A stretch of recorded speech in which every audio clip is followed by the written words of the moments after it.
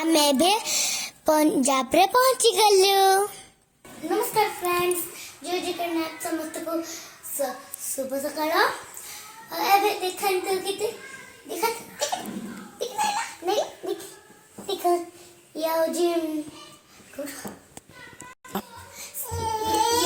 ଜଣେ ଆଣ୍ଟିଙ୍କର ଝିଅ ଦେଖ କେମିତି ହଉଛି। ହେଲେ ଇଏ ମହାରାଷ୍ଟ୍ରର, ୟାଙ୍କର ଅଲଗା ଭାଷା, ଆମର ବି ଅଲଗା ଭାଷା। ଆପଣ ମୋ ଛୋଟ ବ୍ଲଗ୍ରେ ଦେଖିଥିଲେ ନା। ଏବେ ମୁଁ ବଡ଼ ହେଇଗଲି, 7 years ହେଇଗଲିଣି। ଏବେ ଦେଖନ୍ତୁ ମୋର ନୂଆ ବ୍ଲଗ୍। ଓଡ଼ିଶାରେ ଏବେ ଆମେ ପଞ୍ଜାବରେ ଅଛୁ। ଏଇଠି ମୁଁ ଷ୍ଟଡି କରୁଛି। ଏବେ ଦେଖିପାରୁଥିବେ ବଡ଼ ହେଇଯାଇଛି, ମୋ ଦାନ୍ତ ବି ଭାଙ୍ଗି ଯାଇଛି।